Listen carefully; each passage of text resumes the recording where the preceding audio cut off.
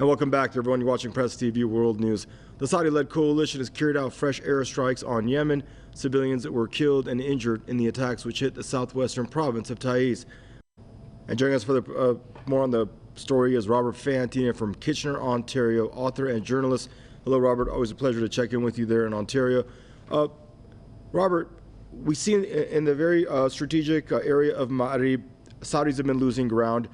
They've been increasing their airstrikes on the Yemenis, and in turn the Yemenis and their retaliatory attacks have been carrying out drone strikes deep into the Saudi kingdom.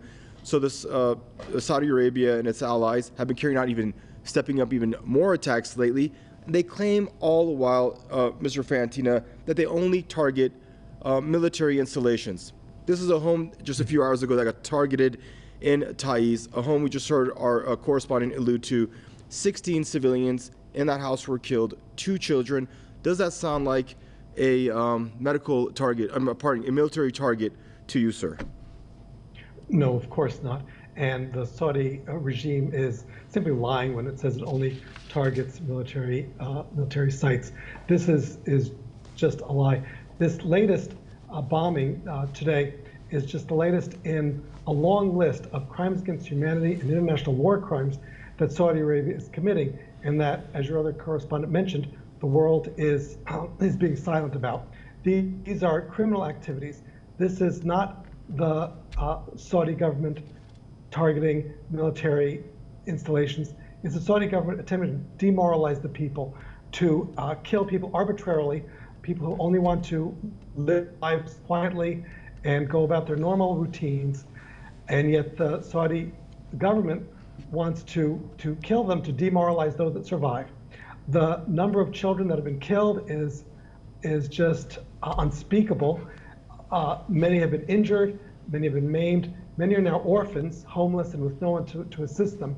And this is all acceptable to the Saudi regime because it helps to achieve its goals. However, the Yemeni army is gaining in strength all the time, and these attacks are not going to weaken Yemen. They're only going to strengthen the will of the Yemeni people.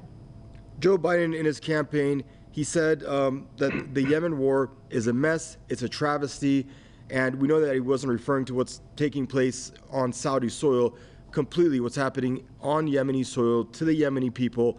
He said it has to stop. He said he's going to cut military support to the Saudis when it comes to their attacks on the people of Yemen. What happened? He's about to ink another multi-billion-dollar arms deal. Robert, tell us what's going on in the White House.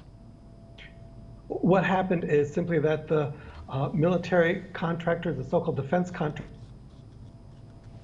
who make billions upon billions of dollars from things like Saudi war crimes, have a lot of influence in U.S. government, and they finance the campaigns of candidates for elected office and the re-election campaigns of incumbents, and that's who the members of the elected so-called representatives of the United States listen to, not the constituency.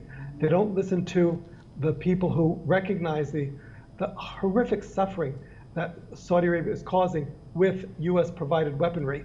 They listen to the people who make money from those weapons, and they legislate accordingly. All right, thank you for joining us. Stay safe. Mr. Robert Fantina joining us from Kitchener, Ontario.